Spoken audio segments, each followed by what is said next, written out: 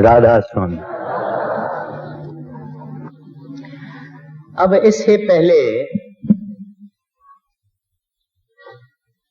जप साहब की 31 पौड़ियां हो गई। गुरु नानक साहब जी ने जप साहब के अंदर एक अनंत खजाना रूहानियत का, अध्यात्मक ज्ञान का जप साहब के अंदर डाल दिया। इस कारण गुरु अर्जन साहब जी ने सारे ग्रंथ साहब से पहले, ग्रंथ साहब में पहले जप साहब को दर्ज किया है। और एक दफे गुरु अर्जन साहब को उनके सेवकों ने अर्ज किया कि सच्चे पातशाह, ग्रंथ साहब की आप कृपा करके टीका करिए। टीका यानी तशरीह यानी इंटरप्रिटेशन। तो गुरु अर्जन साहब जी ने फरमाया कि जप साहब सारे ग्रंथ साहब की टीका है। जिसने जप साहब को समझा उसने सारे ग्रंथ साहब को समझा। तो वो ग्रंथ साहब में जप साहब की जो वाणी है उसकी 31 पौड़ियां हो गई। और आज मैं कोशिश करके 2-3 पौड़ियां लेऊंगा। पौड़ी 28, 29, 30 और 31 में परमात्मा की बड़ाई गुरु नानक साहब ने की है। और हमको कहा है कि इंसान तू योगी बन। योगी बनने का मतलब नहीं है कि बड़ी बड़ी जटाएं रखवाना या बभूत लगाना या खरामा पहनना, करमंडल हाथ में लेना। योगी का यह मतलब नहीं है। योग एक संस्कृत लफ्ज है जिसकी माना है यूनियन, मिलाप। योग उस साधना को कहते हैं जिसमें इंसान की आत्मा और परमात्मा इसका आपस में मिलाप हो जाए, इसको योग कहते हैं। तो हमको गुरु नानक साहब जी महाराज कहते हैं कि ऐ बंदा तू योगी बन। और 28 पौड़ी में उन्होंने बताया कि योगी के लक्षण क्या होते हैं और योग किसका। कहते हैं फकत सतपुरुष का, वाहगुरु का, अकाल पुरख का, किसी देवी देवताओं का नहीं, किसी अवतार का नहीं। कहते हैं वो एको सिमर एको साला है, एक ही के गुण गाय। उसमें हमको कहते हैं कि तू उस परमात्मा से, उस हरि से, उस वाहगुरु से, उस रब से एक होने का यत्न कर। फिर हमको वहां कहते हैं मन जीते जग जीत। कहते हैं जब तुम ये योग करेगा परमात्मा को मिलने का, वाहगुरु को मिलने का, तब तुमको पहला कदम ये उठाना पड़ेगा कि मन को जीतना पड़ेगा। ये 28 पौड़वी का तत्व है। फिर 29 पौड़वी में कहते हैं जब तुम आगे बढ़ेगा इस योग में, मन से तुम्हारी लड़ाई चालू रहेगी तो तुमको फल मिलेगा। वो ये कि तुमको पता लगेगा कि परमात्मा है क्या। और दूसरी बात ये होगी कि तुम्हारे हृदय के अंदर उससे मिलन का, मिलाप करने का शौक पैदा होगा। और फिर फरमाते हैं कि ये संसार ऐसा है कि कोई आदमी खड़ा नहीं रह सकता या उसको ऊपर जाना है। अगर ऊपर नहीं जाएगा तो नीचे गिरेगा। फिर मैं अर्ज करता हूं और विचार करने के काबिल है, इस संसार में कोई खड़ा नहीं रह सकता। या ऊपर जाना है या नीचे गिरना है। आम इंसान नीचे ही गिर रहा है। जब धन के पीछे पड़ता है नीचे गिर रहा है। स्त्री का शौक है नीचे गिर रहा है। बाल बच्चों से शौक है और मोह है नीचे गिर रहा है। दुनियादारी में लवलीन है, निपट संसारी है, उस वक्त नीचे गिर रहा है। मगर जब इसने ये सब क्रियाएं बाहरी है, धन का कमाना बाहरी क्रिया है, स्त्री का शौक है बाहरी क्रिया है, दुनिया में मान और शान हासिल करना बाहरी क्रिया है। लेकिन जब ये अंदर जाता है, आंखें बंद करता है और अंदर अपना ख्याल रखता है, ये अंतरी क्रिया है और इससे ये ऊपर जाएगा। जब हम अंतर्मुख हैं, when we introspect and look within and try to go within, we are going up and up. Every other activity of this world pulls us down and down and down. एक परमात्मा की चाहना और उसको मिलने की चाहना और उसको मिलने के लिए कर्म करना, मेहनत करना, साधना करनी, ये ऊपर जाना है। बाकी जितनी क्रिया है वो नीचे जाना है। और हम ज्यादा से ज्यादा हम सब नीचे ही जा रहे हैं, ऊपर जाने वाला कोई नहीं। तो ये हमको 29 पौरवी में गुरु नानक साहब जी महाराज कहते हैं, अगर तुम ऐसा नहीं करेगा, उस वाहगुरु से मेलाप का शौक नहीं रखेगा, भजन अभ्यास नहीं करेगा, जप नहीं करेगा, तो संसारी कुआं जो है, जिसको अंधकूप गुरु अर्जन साहब जी महाराज कहते हैं, अंधकूप कहते हैं, उसमें जाएगा, जिसमें से कोई निकला ही नहीं। फिर 30वीं पौड़ी में कहते हैं कि ये सारा संसार माया है,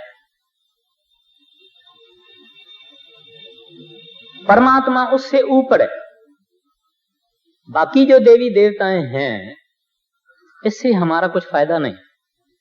ये अपनी कारोबार कर रहे हैं। माया हमारे कंठ में बैठी हुई है, शिव महाराज हमारे हृदय में बैठा हुआ है, ब्रह्मा हमारे नाभि में बैठा हुआ है, इंद्री में बैठा हुआ है, विष्णु हमारे नाभि में बैठा हुआ है, गणपति हमारे मूल चक्र में बैठा हुआ है, गुदा पे बैठा हुआ है। इनको मुसलमानों ने अपना अपना नाम दिया, इसराफील, मैकाइल, इजराइल। ये बैठे बैठे सारे शरीर में अपना अपना काम कर रहे हैं। हिंदू में भी कर रहे हैं, मुसलमान में भी कर रहे हैं, क्रिस्तान में भी कर रहे हैं। ये सब फंक्शंस हैं बॉडी के। शिव को इस वास्ते कहते हैं संसार करने वाला, मारने वाला, क्योंकि वो प्राण का मालिक है। इस वास्ते हृदय में बैठा हुआ, उसने हार्ट बंद कर दी, खत्म है। इस वास्ते कहते हैं शिव मारने वाला। विष्णु नाभि में बैठा हुआ है, क्योंकि वहां से हमारे सारे शरीर में ताकत आती है, खाने पीने से जो पैदा होती है। इस वास्ते कहते हैं पालने वाला। ब्रह्मा इंद्री में बैठा हुआ है, क्योंकि भोग से ये मनुष्य पैदा होता है। इस वास्ते कहते हैं पैदा करने वाला। तो कहते हैं तुमको इन सब से ऊपर जाना है, माया से भी ऊपर जाना है, 3 गुणों से भी ऊपर जाना है। तब वाहगुरु मिलेगा। वाहगुरु नीचे नहीं, ऊपर के देशों में है। कहते हैं तुम मूल को पकड़ो, दरख्त को नहीं पकड़ो, दरख्त के पत्ते को नहीं पकड़ो, उनकी टालियों को नहीं पकड़ो, तुम मूल पे चला जाओ। और सबकी मूल वो एक साहिब है, उसको जो नाम देना है देव। वाहगुरु कहो, हरि कहो, गोविंद कहो, परमेश्वर कहो, अकाल पुरख कहो, जो नाम देना है। कहते हैं मूल को पकड़ो, टाली को क्यों पकड़ते हो? दरख्त की जो जड़ है उसको पकड़ो। तो इस सारे संसार की जड़ वो परमेश्वर है, वो गॉड है, वो रब है। कहते हैं उसको पकड़ो। फिर कहते हैं परमात्मा 31 पौड़ी में कहते हैं परमात्मा हर जगह है, कोई घट खाली नहीं है, कोई चीज खाली नहीं है। पत्थर के अंदर भी है, कीड़े के अंदर भी है, हाथी के अंदर भी है, मनुष्य के अंदर भी है, कोई जगह उससे खाली नहीं है। और कहते हैं सबका भंडार है, क्योंकि सब कुछ उनसे निकला है। फिर फरमाते हैं कि उसने ये संसार ऐसा ही बनाया और एक दफा बनाया और उसमें सब कुछ पा दिया, उसमें कोई कमी नहीं है, उसको चेंज करने की कोई जरूरत नहीं है, मॉडिफाई नहीं करना है, ऑल्टर नहीं करना है। ऐसा नहीं एक आदमी एक चीज बनाता है, मोटर कार बनाता है, बोलता है इसमें एक चीज और डाल देनी चाहिए, नहीं, बोलता है उसमें ये एक गैजेट डालना चाहिए, इसमें बत्तियां पीछे भी लगानी चाहिए, आगे भी लगानी चाहिए, साइड में भी लगानी चाहिए। लेकिन परमात्मा ने जो ये विशाल जगत बनाया है उसमें he does not need any modification, alteration और चेंज, परफेक्ट बनाया। मौसमें चलती हैं, गर्मियां होती हैं, ठंडियां होती है, फ्रूट पकता है, अनाज पकता है, वक्त पे मानसून आती है, सब उसने कंप्लीट बनाया है, उसने सब कुछ पूरा पाया है उसमें। और कहते हैं सब कुछ वो देखता है, खुद सच्चा है, उसकी कार्रवाई भी सच्ची है। ये हो गई 31वीं पौड़ी। अब ये हमारा मन जब ये इसने सुना कि परमात्मा ऐसा है, वाह गुरु ऐसा है, ऐसा मुकम्मल है, ऐसा समर्थ है, ऐसा दयालु है, हर जगह देखने वाला है, अचरज है, तो इस मन को के ख्याल आया, मन को ख्याल आया। आम होता है ना, एक आदमी अगर यहां से दुबई चला जावे और वहां मेहनत कश करके, कशाला करके, तकलीफ लेके कोई 50,000 लाख रुपया लेके आवे, तो उसका पड़ोसी कहता है मैं भी दुबई जाऊं, इसने धन लाया है मैं भी लाऊं। ये मन का स्वभाव है, ये इसकी नेचर है, ये रीस करता है, हिर्स करता है, इसको जेलसी है। तो इस मन ने जब ये बातें सुनी 28, 29, 30, 31 पौड़ी में, तब इसके मन में एक ख्याल आया। वो कैसा ख्याल आया, गुरु नानक साहब जी महाराज अभी फरमाते हैं। हाँ जी, जप जी सा पौड़ी 32वीं। एक दो जी भो लख होए, लख हो गई लख 20। अब वो मन, अभी उसके अंदर में एक रीस पैदा हुई। उसने जब सुना कि वाहगुरु ऐसा है और उसके संत ऐसे हैं, इसने कहा मैं भी क्यों नहीं संत बनूं, मैं भी क्यों नहीं ऐसी साधना करूं, मैं भी क्यों नहीं परमात्मा का नाम लेऊं। संतों को, दरवेशों को सारी दुनिया नमस्कार करती है, इज्जत देती है, मान मिलता है, मैं भी ऐसा क्यों न बनूं। तो कहते हैं अगर एक दू, कहते हैं एक से, अगर मेरी जीबा यानी ये जुबान, ये टंग, कहते हैं अगर मेरी जुबान एक से क्या हो जावे, लख हो जाए। और कहते हैं वो लख जुबानें 20 गुना हो जावे, माना 20 लाख मेरी जीबा हो जावे। फिर कहते हैं आगे, एक दो जीभो लख होए, एक लख होवे लख 20। लख लख गेड़ा आखी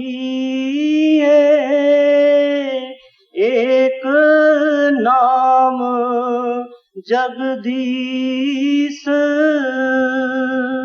कहते हैं 20 लाख मुझे जुबानें हो जाएं और वो 20 लाख जुबानें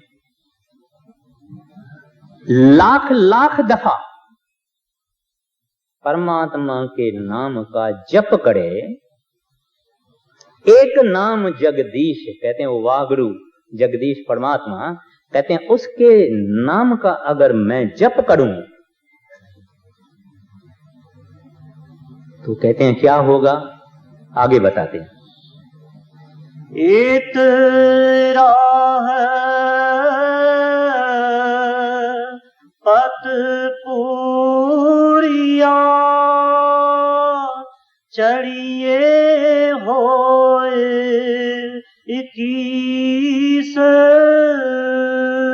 कहते हैं इस तरह से हमारी 20 लाख जुबानें हर वक्त परमात्मा के नाम का जप करें और इस रास्ते से पौड़ी पौड़ी पौड़ी पौड़ी पौड़ी चढ़ के मैं जाके परमात्मा से मिलूं और उसका रूप बन जाऊं और एक हो जाऊं जैसे संत हैं।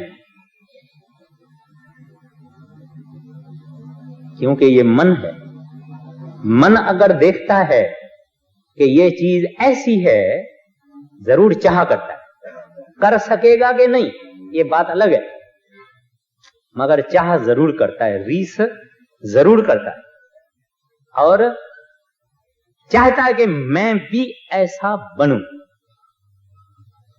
ये मनमुख की अवस्था है। गुरु नानक साहब जी महाराज हमको कहते हैं, हमारा मन ऐसा कहता है कि जैसे ये संत महात्मा मिल गए हैं वाहगुरु से, ऐसे मैं भी इतना भजन करूंगा, इतना नाम जपूंगा, 20 लाख मेरी जुबान हो जाएगी, इतना जप करूंगा कि वाहगुरु से मिलके पौड़ियों पे चढ़ के आकाशी पौड़ियों पे मैं उससे एक हो जाऊं। अभी आगे देखिए क्या गुरु नानक साहब जी महाराज फरमाते हैं। एक राह पत पवड़िया चढ़िए होए 21। सुन गला काश कीटाए रीस। कहते हैं एक हंस था, हंस आकाश में उड़ता है, हंस दूध पानी को अलग करता है, हंस का खाना मोती होता है और दुनिया की कोई चीज नहीं खाता है। संस्कृत में, हिंदू लिटरेचर में जब हंस कहा जाता है माना वो आत्मा जो मुक्त है, परमहंस कहा जाता है वो आत्मा जो मालिक को मिली हुई है।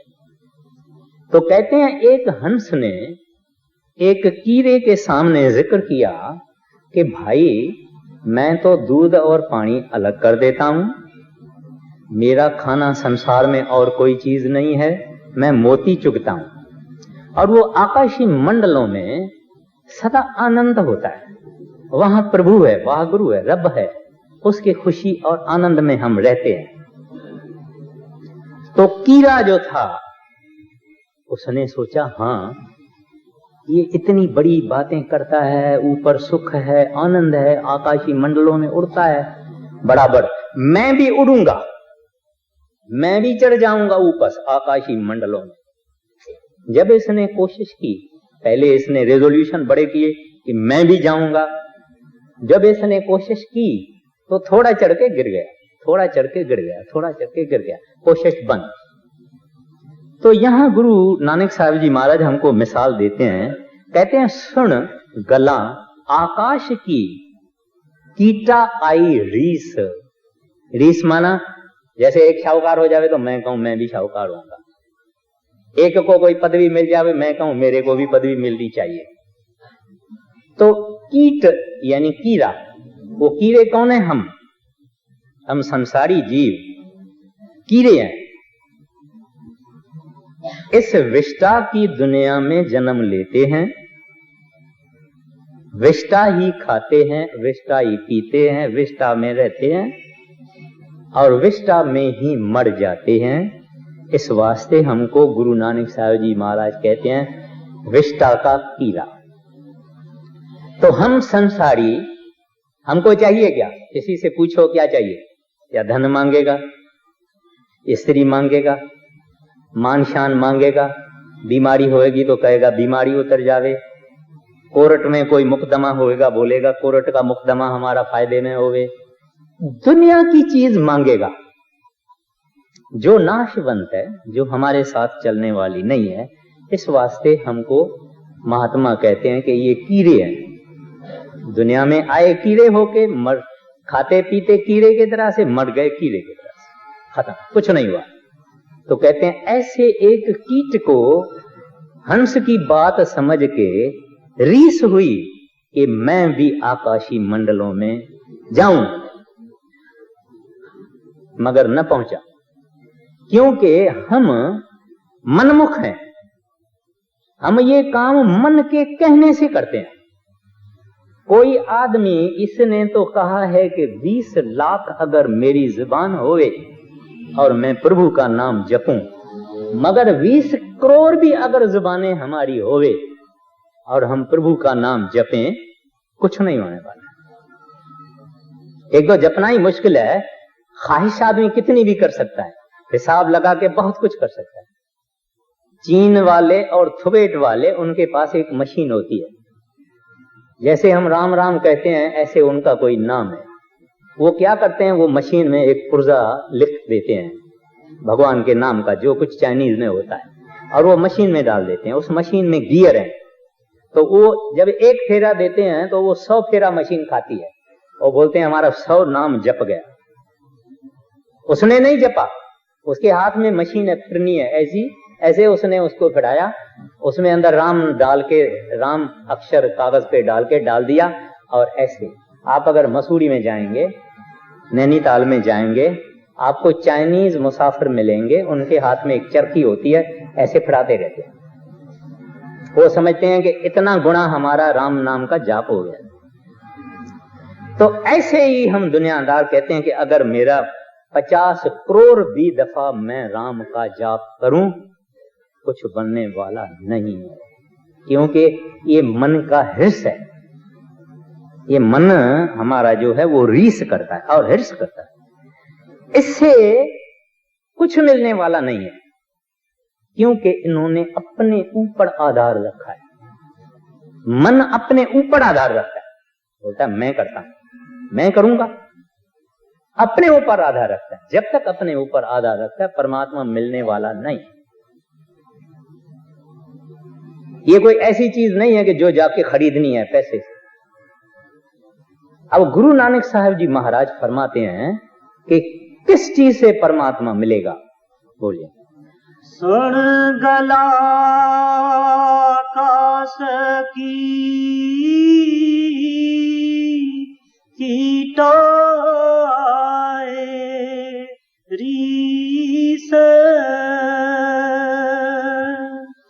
नानक निदरे पाइए कूड़ी कोड़े ठीस। गुरु नानक साहब जी महाराज कहते हैं, ऐ बंदा, नानक नदरी पाइए। कहते हैं जब तक वो परमात्मा वह गुरु किसी के ऊपर संत सतगुरु के जरिए दया की दृष्टि नहीं डालता है, एक ग्लांस ऑफ ग्रेस, जब तक वो वह गुरु, वो रब, वो हरि, वो परमेश्वर संत महात्मा के जरिए किसी के ऊपर दया, वो मेहर की दृष्टि नहीं डालता है, तब तक परमात्मा मिलने वाला नहीं। चाहे कोई करोड़ों जुबानें होवे और खिन खिन में करोड़ दफा जाप करे, परमात्मा नहीं मिलेगा, क्योंकि ये चीज ऐसी है, ये चीज ही ऐसी है जो कि आदमी जबरदस्ती हासिल नहीं कर सकता है। और ऐसी मनमुखता के बातों से नहीं हासिल कर सकते। इस वास्ते संतों की नजर चाहिए। जप साहब में पहले पहले पहले क्या उन्होंने फरमाया है? एको सतनाम करता पुरख निर्भव निर्वैर अकाल मूरत अजूनी सैंभव गुरु प्रसाद जप। कहते हैं ये परमात्मा इन गुणों वाला, इतना बड़ा, इतना जबरदस्त, कहते हैं मिलेगा तुमको गुरु के प्रसाद से जप सकता है और उसको हासिल कर सकता है। संतों के दृष्टि से मौलाना रूम साहब इस वास्ते कहते हैं कि अगर कोई महात्मा तेरे को देखता है तो ये न समझना कि बंदे की आंखें देखती है, समझना कि रब की आंखें देखती है। अगर किसी के सिर के ऊपर संत महात्मा हाथ रख लेवे तो ये नहीं समझना कि इंसान हाथ रख रहा है, ये समझना कि परमात्मा हाथ रख। फारसी में कहते हैं हस्ते अल्लाह अस्त, कहते हैं उसका हाथ अल्लाह का हाथ है, खुदा का हाथ है। चश्मे खुदा अस्त, कहते हैं ये इसकी नजर नहीं है, ये रब की नजर है, ये रब देख रहा है। जीसस क्राइस्ट को जब लोगों ने पूछा कि भाई ए महात्मा हमको रब का दीदार तो कराओ, कहता है अरे ये मैं जो खड़ा हुआ हूं जिसने मेरा दीदार किया उसने रब का दीदार किया। He that seeth me has seen the Father, कहते हैं उस पिता को जिसने मेरे को देखा उसने उस पिता को देखा। तो ये सब संतों का यही कहना है, वो संत जन रब रूप होते हैं, वाहगुरु के रूप होते हैं, परमेश्वर के रूप होते हैं। इस संसार में बंदा बनते हैं, इंसान बन के आते हैं, लेकिन ऐसा संत कोई विरला। तो यहां गुरु नानक साहब जी महाराज कहते हैं परमात्मा नजर कैसे डालेगा? परमात्मा अपनी दया दृष्ट, जिनको कहते हैं नानक नदरी पाइए, नदर यानी नजर। परमात्मा तो नजर कैसे डालेगा? वो जब बंदा बन के इंसान बन के आएगा तब नजर डालता है, और नजर एक दफा लग गई काम हो गया। तो ये उनकी रहमत पहले है। यहां गुरु नानक साहब जी महाराज एम्फसाइज करते हैं कि ऐ बंदा तेरे हाथ में कुछ है नहीं, तू कुछ नहीं है, जो कुछ है वो रब है। तुम अपनी होशियारी से, तीसमारी से, चतुराई से, चालाकी से हासिल नहीं कर सकता है उसको, वो बड़ा जबरदस्त है, तो तुम उसको ठग नहीं सकता है, वो ठगों का ठग है। वो जब मर्जी करके तेरे ऊपर दया की दृष्टि डाले, रहमत की नजर डाले, तब तुम्हारा काम बनेगा। बायजीद बुस्तामी एक बड़ा मुसलमान फकीर हो गया, दरवेश कामिल हो गया। उसके जमाने में एक साधु था, एक छोटा सा फकीर था, वो भजन अभ्यास करता रहता था रोज। वो आकाशी मंडलों में गया, वहां देखता है कि एक आदमी यहां फिरता है। ये तो बोलता है बुस्ताम में ये तो एक बदमाश है बड़ा, ये ऊपर कैसे आ गया, ऊपर रूहानी देशों में कैसे आ गया, ये तो शहर का बड़ा बदमाश है।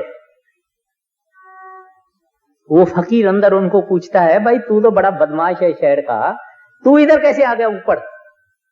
कहता है सुन, मैं एक गली में था और गली का एक तरफ खुला हुआ था, दूसरा तरफ नहीं खुला हुआ, जिसको हम कहते हैं ना वन वे स्ट्रीट। एक तरफ से गली बंद थी, फकत एक ही रास्ता। तो वो बदमाश कहता है कि मैं तो इस गली में किस काम से आया था और मैंने देखा सामने बायजीद आ रहा है, और वो डर गया। कहते हैं ये फकीर जो हैं, दरवेश जो हैं, इनकी नजर बहुत खराब होती है और उससे कोई बच नहीं सकता, वो तो बदमाशों को एक मिनटों में पहचान लेते हैं। तो कहता है मैं डर गया, मैंने बहुत छुपने की कोशिश की, भागने की कोशिश की, मगर गली भी छोटी थी, रास्ता भी बंद था। और कहता है बायजीद आते रहा, आखिर ऐसी बात बनी जिस चीज से डरता था वही बनी, उसकी नजर और मेरी नजर एक दूसरे में एक सेकंड के लिए एक हो गई। कहता उस नजर का ये फल है कि मैं यहां बैठा हुआ हूं, तुम अभी नीचे है। ये संतों की और दरवेशों की, परमात्मा के भक्तों के नजर की हालत है। इस चीज को गुरु नानक साहब जी महाराज कहते हैं, नानक नदरी पाइए। कहते हैं उसकी रहमत से बढ़े, उसकी दया दृष्टि से बनेगा। फिर कहते हैं कूरे कूरे ठीस। कहते हैं बाकी दुनिया के अंदर कोई आदमी लबार करे, बड़े बड़ी बात करे, वो झूठ है, क्योंकि मन है, मन से ये बटाव करता है।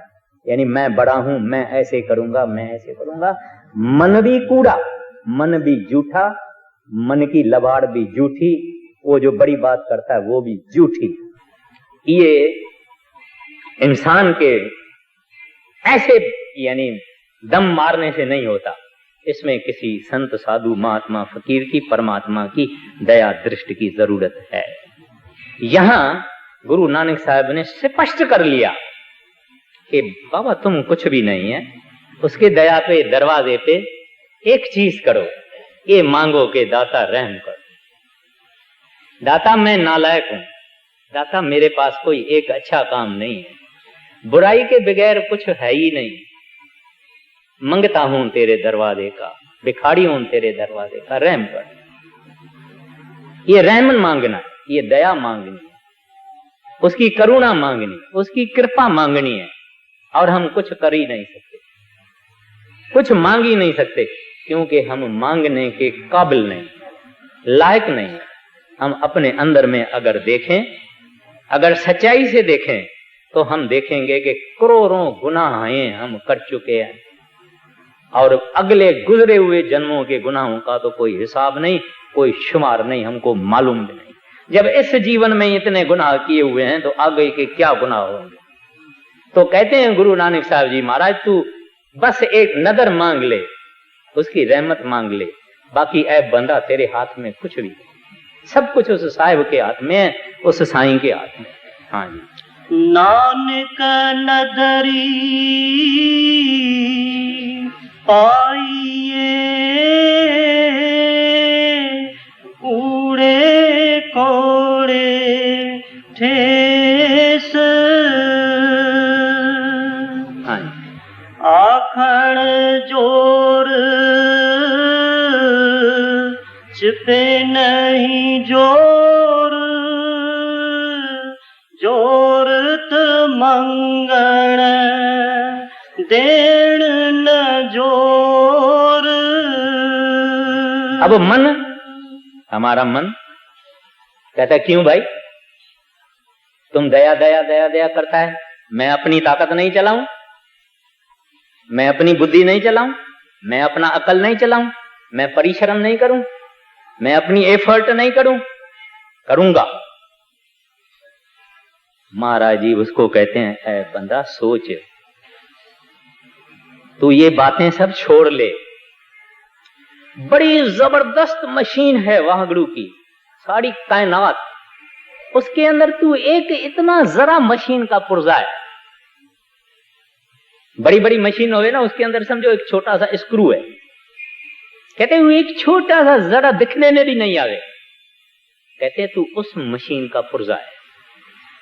तुमको बनाया ही मालिक ने पुर्जे बनने के लिए है। मशीन में वो जो काम तेरे से लेना चाहता है वो काम ही तुमको देना है, इससे ज्यादा तू काम कर ही नहीं सकता। और तुम्हारा सुख इसमें है कि तू उसके साथ चल, इससे ज्यादा तू कर ही नहीं सकता।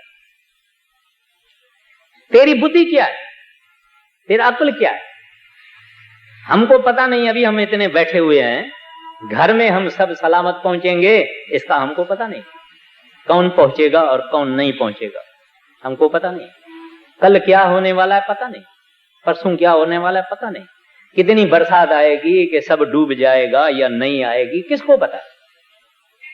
इंसान इतनी छोटी चीज है, लेकिन इसका अहंकार और घमंड बेहिसाब है इसके पास कुछ भी। कहते तू मशीनरी का पुर्जा है, तुम्हारे लिए सुख इसमें है कि उस मशीनरी के साथ चल। परमात्मा ने तुमको अपनी एक डिजाइन को पूरा करने के लिए एक उपाय बनाया, एक इंस्ट्रूमेंट बनाया। जब अर्जुन महाभारी लड़ाई के अंदर लड़ना नहीं चाहता था, महाराज कृष्ण ने उसको कहा, भाई कृष्ण, भाई अर्जुन, तू सुन, तू कुछ नहीं करता, तू सोचता है तू मारेगा, तू नहीं मारेगा। मैंने उनको पहले मार के रखा है, तुमको फकत मैं अपना हथियार करता हूं। तू नहीं मानेगा तो भी तुमको करना पड़ेगा। नाम के मात्र तुम एक हथियार है, करने वाला मैं, कराने वाला मैं। इस तरह से हम सब वो महाभारी जो मशीन वाहगुरु की है, करतार की सृष्टि बनाई है, चांद सूरज, एक सूरज नहीं है, लाखों करोड़ों सूरज है, हजारों दुनियाएं, कहते हैं उसके अंदर तू एक नाचीज है। तुम्हारे लिए अच्छा है कि तू आहिस्ता उस मशीन के साथ चल और तकलीफ में न जा। सब बना हुआ है पहले। मैं एक आपको अर्ज करता हूं, मैंने अखबार में पढ़ा था, शायद मैंने वो काट के भी रखा है अपने पास।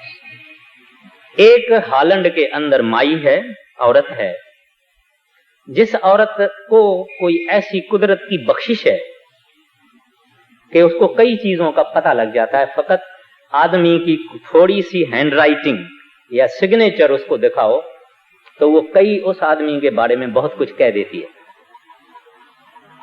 तो इंग्लैंड में कुछ फैलसूफ इकट्ठे हुए, फिलोसोफर, उन्होंने कहा ये झूठ बकती है। अच्छा भाई, एक काम करे, ये हम एक गोल मेज बनाते हैं, यानी राउंड टेबल बनाते हैं, उसके इर्द गिर्द में हम 21 कुर्सियां रखते हैं, सब गोल है, नंबर 1 2 नहीं, सब गोल बैठते हैं। एक कुर्सियों के ऊपर खाली नंबर लिख देते हैं, 1 2 3 4 5, यानी 21 नंबर लगे हुए हैं, और 21 हम आदमी हैं। जिसको चाहे जिस कुर्सी पर जाके उसकी मर्जी पड़े बैठे। और उस औरत को लिखा कि मिस्टर जॉनसन कौन सी कुर्सी पे बैठेगा, ऐसा लिखा, उसको सील किया और उस औरत को भेजा। उस औरत ने भी एक लिफाफे में लिख दिया कि जॉनसन फलानी कुर्सी पे बैठेगा, मगर ये लिफाफा खोलना तब जब सब बैठ जाए।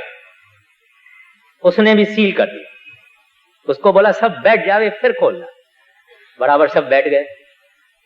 उन्होंने लिफाफा खोला तो मिस्टर जॉनसन 16 नंबर कुर्सी पे बैठा हुआ था, और उसने पहले ही लिख दिया था कि जॉनसन 16 नंबर कुर्सी पे बैठे। यहां तक इस संसार में एक एक चीज मुकर्रर है, मगर ये इंसान समझता है कि मैं ये करता हूं, मैं ही करता हूं, मैं करता हूं, मगर ये इंसान समझ भी नहीं पाएगा। ये समझने से दूर है। ये जो गुरु नानक साहब जी महाराज फरमाते हैं, करन करावन हार स्वामी, ये हम नहीं समझ सकते। जब ऊंचे पहुंचेंगे तब हम समझेंगे इनकी क्या मतलब है। तो यहां गुरु नानक साहब जी महाराज अब कहते हैं कि ऐ बंदा, आखन जोड़ जो पै नहीं जोड़। कहते हैं तुम्हारे में ताकत नहीं है कि तू इस जुबान पर भी कंट्रोल रख सके, या तू कह सके, या तू गा सके। आखन जोड़, जोड़ यानी जोर, यानी कंट्रोल, जबरदस्ती, पावर, ताकत। कहते हैं इस कहने पर भी तेरी ताकत नहीं है। जब तक वो कहलावे नहीं, कहते हैं तुम्हारे में ताकत नहीं। आदमी को कभी कभी सेरिब्रल हेमरेज हो जाता है, दिमाग की नाड़ी फट जाती है, जुबान बंद हो जाती है। वो बता भी नहीं सकता है कि पैसा कहां रखा है, हुंडी कहां रखी है, किससे लेना है, किससे देना है। राम भी नहीं पुकार सकता है, वाहगुरु भी नहीं कह सकता है, सतनाम भी नहीं कह सकता। एक गाने वाला हमारे सामने आता है, इतना सुंदर गाता है। एक गाने वाला ऐसा गाता है कि हम कहते हैं चुप करे तो अच्छा है। किसके बस की बात नहीं। एक आदमी आपके सामने भाषण देता है, आप समझते हैं हमने समझा नहीं। एक आदमी आपके सामने भाषण देता है, आप कहते हैं हमारे हृदय में लग गया। इंसान के बस की कोई बात नहीं। इस वास्ते गुरु नानक साहब जी महाराज कहते हैं, ऐ बंदा आखण जोड़ चुपै नहीं जोड़। कहते हैं तू चुप भी करना चाहे, यानी मवन रखना चाहे, तू जबान अपनी बंद करना चाहे, कहते तुम्हारे वश में नहीं। बकवास करता रहेगा, हद से ज्यादा बात करेगा, थोड़ी बात करेगा, नहीं बात करेगा, कहते हैं उसके वश है, तुम्हारे वश में नहीं। हम कई बारी आपने देखा है अपनी जुबान से दोस्त कर देते हैं, अपनी जुबान से दुश्मन कर देते हैं, अपनी जुबान से किसको राजी कर देते हैं, अपनी जुबान से किसको नाराज कर देते हैं, अपनी जुबान से किसको अपना कर देते हैं, दोस्त बन जाता है, साथी बन जाता है, अपनी जुबान से बेवकूफी करके दुश्मन कर देते हैं। कहते हैं लेकिन तुम्हारा इसमें कुछ नहीं, तू अगर चाहे कि जुबान बंद करके बैठूं, नहीं बैठ सकता। कई आदमी है उनको बोलो जुबान बंद करो, कहेंगे तुम मार दे कुछ भी करो मगर बात तो करने दो, चुप कर ही नहीं सकते। कहते हैं इसमें तुम्हारा कुछ बस नहीं है, बिकॉज़ तू कुछ है ही नहीं, तुम्हारे में कोई बल नहीं है, तुम्हारे में कोई ताकत नहीं है। इस वास्ते फरमाते हैं आखण जोड़ चुपै नहीं जोड़, जोड़ न मंगण। कहते हैं तू जबरदस्ती भी परमात्मा को नहीं कह सकता कि मेरे को ये ताकत दो, मेरे को ये ताकत दो, मुझे ये चीज दो, मुझे ये चीज दो, ये बल मुझे दो, ये बल मुझे दो, ये समझ मुझे दो, ये बुद्धि मुझे दो। कहते हैं तुम्हारे वश में नहीं। वो देवे तो देवे, भंडार भर देवे, नहीं देवे तो नहीं देवे। आप देखेंगे वो एक मजदूर है, सुबह को एक मकान पर काम करता है, 10 रुपया, 8 घंटा काम करता है, घमेला सिर पर उठाता है, मट्टी उठाता है, पत्थर उठाता है, सीमेंट उठाता है, 8 रुपया घर में लेके जाता है। तो एक और आदमी है तूल पे बैठा हुआ है, गधोलों पे बैठा हुआ है, 8,000 रुपया घर लेके जाता है। एक ऐसा भी है जो 8 लाख रुपया घर में लेके जाता है।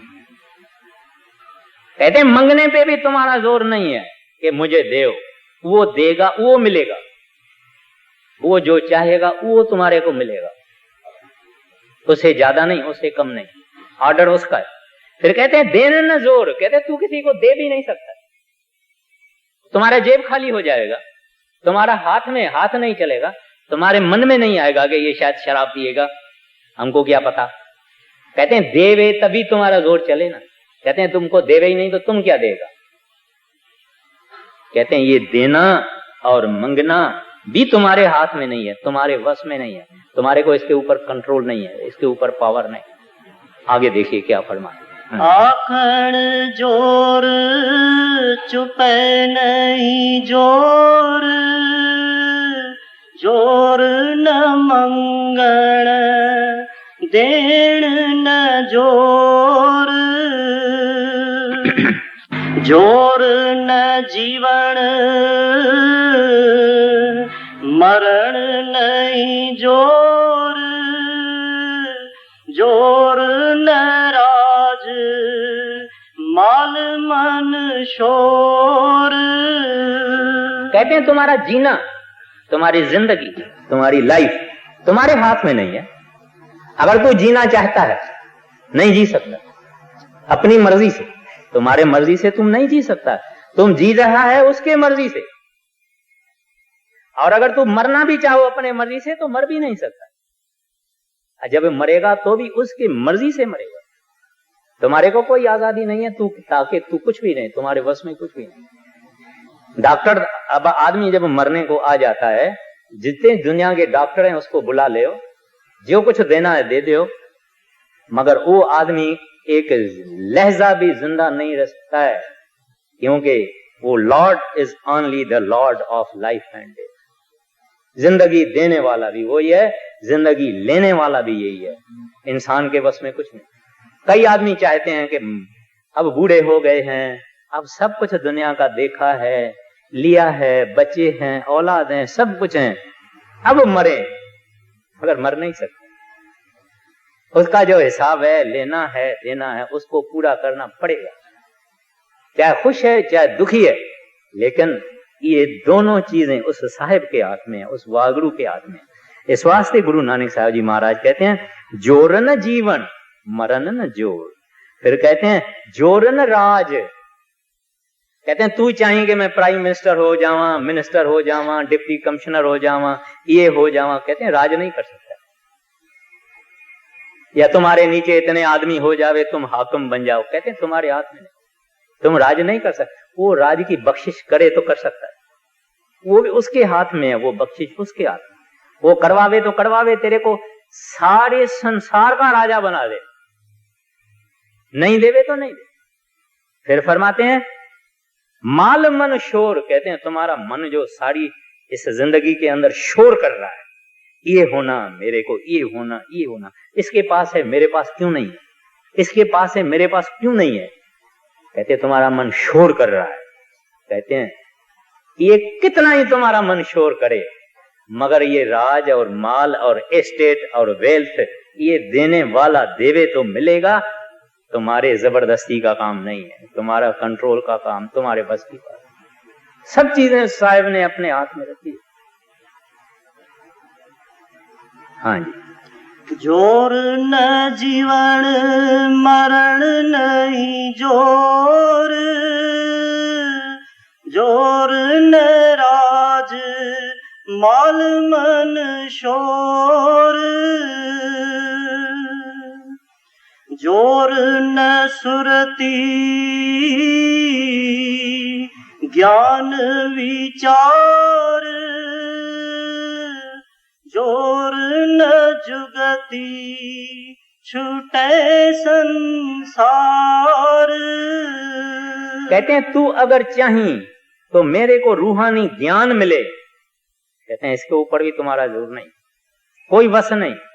अगर कहते हैं तू चाही कि मेरे को ज्ञान मिल जावे, अंतरूनी ज्ञान मिल जावे, प्रकाश हो जावे, कहते हैं भी तुम्हारे वश नहीं। सब सगल सामग्री तुम्हारे सूत्रधारी। सूत्रधारी किसको कहते हैं? पुतली। पुतली नचाते हैं ना, बनाते हैं कठपुतली, उसको नचाते हैं। तमाशा गांव में, आगे शहरों में भी होता था, अब गांव में होता है। पुतली नचाने वाले आते हैं, नाटक करते हैं, सब बैठ जाते हैं, वो पुतली को नचा रहे हैं। कभी पुतली हंसती है, कभी कुछ रोती है, कभी नाच करती है, कभी प्रेम करती है, कभी लड़ती है, झगड़ती है, मगर ये सब करने वाला और ऊपर से खड़ा है, वो धागे को पुल करता है, तो रोती है, नाचती है, हंसती है, सब कुछ करती है। कहते हैं इस तरह से ऐ बंदा तू एक पुतली है, कठपुतली है, उस साहिब के हाथ में है, तुम इस वास्ते कुछ नहीं कर सकता है। इस वास्ते कहते हैं ज्ञान नहीं आएगा, विचार नहीं आएगा, अध्यात्मक नॉलेज नहीं आएगा, रास्ता नहीं खुलेगा, उस साहिब ने अपने हाथ में रखा। बुले शाह कहते हैं गुरु जो चाहे सो करता है, गुरु जो चाहे सो करता है, गुरु खाली नाले भरता है, गुरु बड़े नु खाली करता है। गुरु खाली का से बढ़ता है, गुरु भरे नु खाली करता है। उसकी मर्जी है, मालिक है, बादशाह है, he is the law unto himself, किसके ऊपर मेहरबान हो जाए। और हमारा काम फकत इतना है, कोशिश हमारी ये होनी चाहिए कि सतगुरु को रिझाएं कैसे, उसको खुश कैसे करें। हमेशा ये ख्याल रखें कि कहीं प्रीतम नाराज न हो जाए, कहीं रुस न जाए। अगर मेहरबान होएगा सब काम बन जाएगा। उसको रुसाना नहीं है। रुसाना कैसे नहीं है? उसने जो हुक्म दिया है भजन करने का, वो भजन करते रहें। भजन से नहीं जाएंगे, लेकिन उनका हुक्म है, हुक्म मानने, उनका हुक्म है भजन करो। भजन से हम नहीं जाएंगे। भजन क्या, सतपुरुष को पहुंचना कोई छोटी बात है? ऋषि मुनि लाखों हजारों बरस तप कर करके थक गए। किसी औरत ने गिरा दिया, किसकी खूबसूरती ने गिरा दिया, किसी के जवानी ने गिरा दिया। हम कौन चीज हैं? हमारी फकत एक चीज है कि सतगुरु पूरा मिल गया, और वो जरूर पार करेगा अगर उसके हुक्म के अंदर रहेंगे तो। भजन भी हमारा भजन नहीं ले जाएगा, लेकिन क्योंकि उन्होंने कहा है कि भजन करो बस, इस वास्ते हुक्म की बड़ी महिमा है। तो इस वास्ते कहते हैं कि भाई तुम्हारे हाथ में कुछ नहीं। आगे जोर न सुरते ज्ञान विचार, जोर न जुगती छूटे संसार।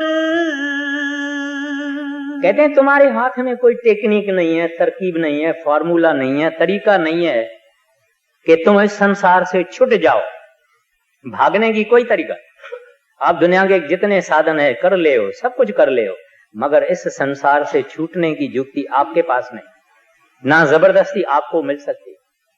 दुनियादार को कुछ भी करके मना लेता है, मार के मनाएगा, डरा के मराएगा।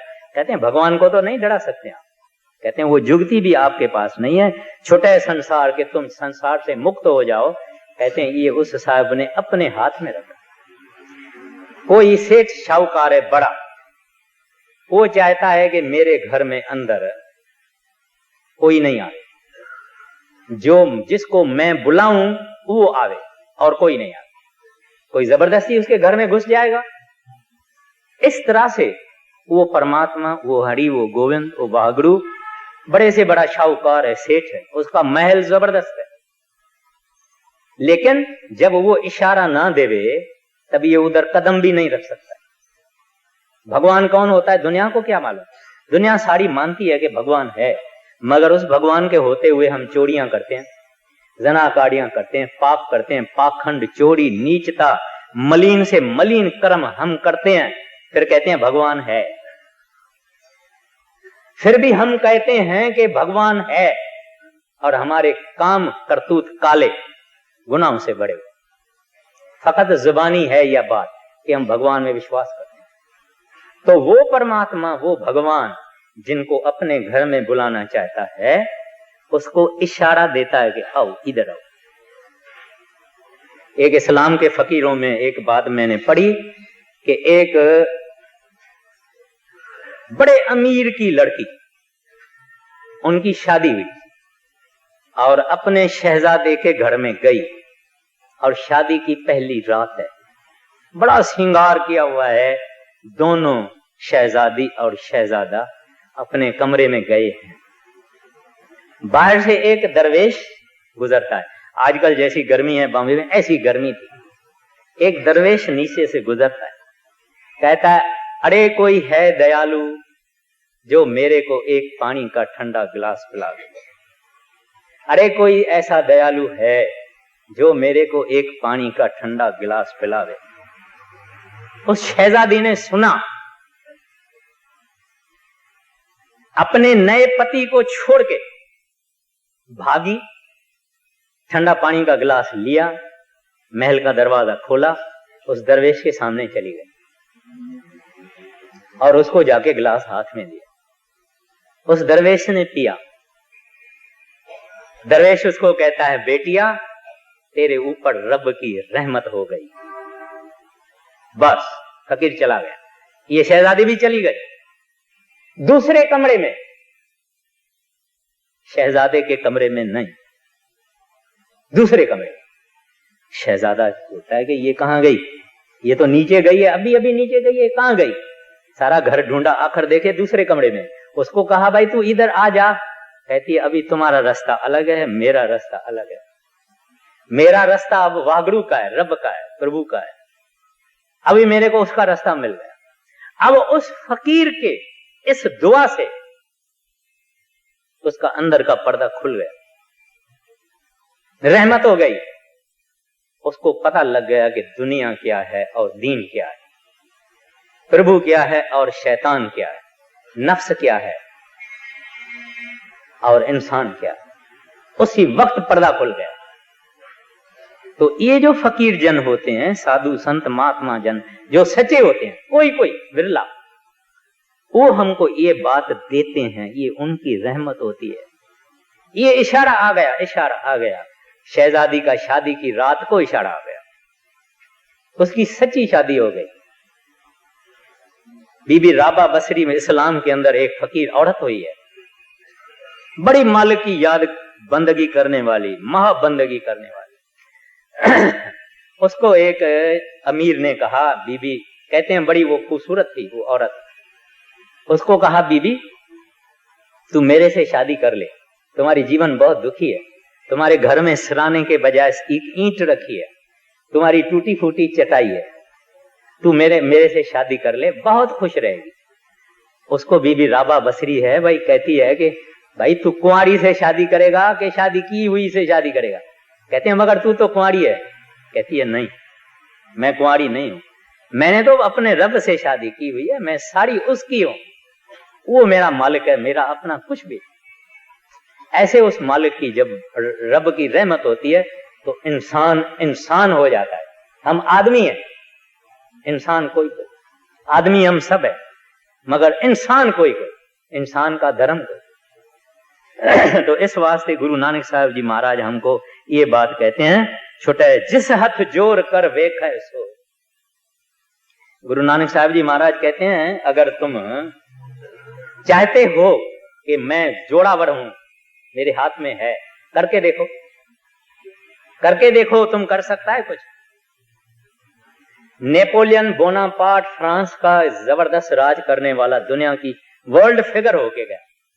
जो काम करता था होता, जो काम करता था होता था। उसने कहा डिक्शनरी से इम्पॉसिबल वर्ड निकाल दो कि कोई चीज नामुमकिन है, बोलते हैं ये निकाल दो, सब मुमकिन है। लड़ाई के मैदान में खड़ा था, एक दुश्मन के सोल्जर ने गोली लगाई, उसके इधर यहां उसको एक नक्शा था, उसमें से गोली गुजर गई, लेकिन नेपोलियन को नहीं लगी। इतना उसका अपने में भरवसा, सेल्फ कॉन्फिडेंस था। लेकिन जब गिरफ्तार हो गया, एक टापू पर जेल में इसको रखा और इनकलाब आया फ्रांस में, सब कुछ खत्म हो गया। जब आदमी वहां गए उसमें जेल में देखने को, तो देखते हैं कि मट्टी खा के मर गया है। उधर जेलर नहीं था, कुछ इसको देने वाला नहीं था, पानी देने वाला नहीं था, हाथ कड़ी लगी हुई थी, भूख थी, मट्टी उठा के मुंह में डाली थी, उस वक्त मर गया।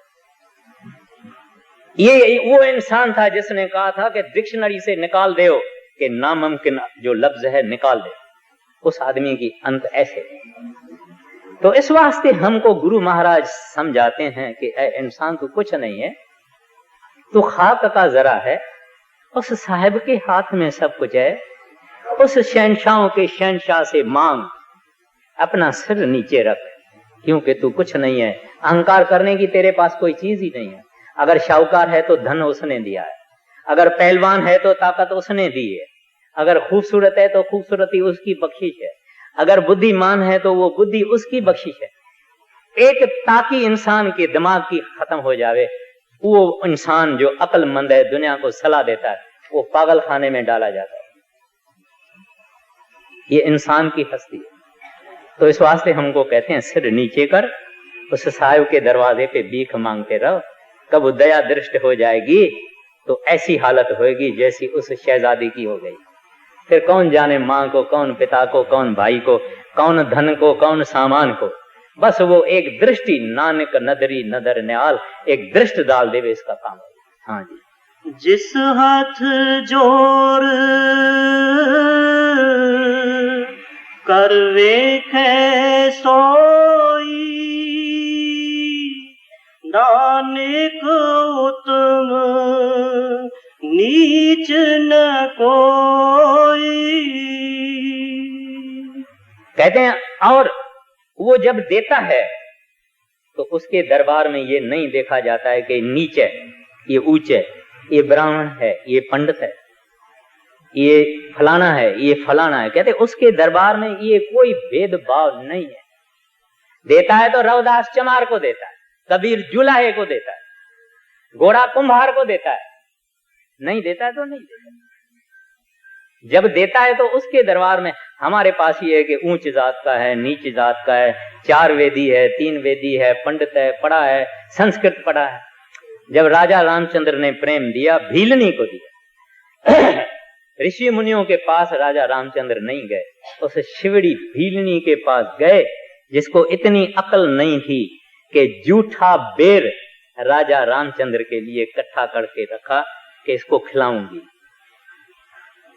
इसके पास गए, इसके झोपड़ी में गए, इसके कुटिया में गए। ऋषियों मुनियों ने, जिन्होंने सब इतने आश्रम बना के रखे, रात दिन अभ्यास योग का करते थे, उसके पास नहीं गए।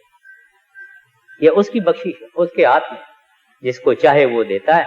और उसके दरवाजे पे, उसके महल में गरीब और शाहूकार का सवाल नहीं, औरत और पुरुष का सवाल नहीं, ऊंच और नीच का सवाल नहीं, धर्मी न धर्मी का कोई सवाल नहीं। बस इतना है कि उसके ऊपर उस वाहगुरु की रहमत हो जाए। हाँ जी। जिस हाथ जोड़ कर वेखे सोई,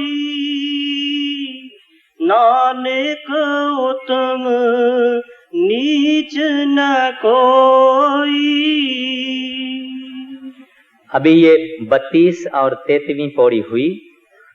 और 9 तारीख गुरुवार को जैसे आगे होता रहा है, यानी पिछले महीनों में सत्संग होगा 8:45 बजे। जो सज्जन आना चाहें वो बड़ी खुशी से आ सकते हैं। संडे यानी रविवार का सत्संग हमेशा की तरफ से होता रहेगा।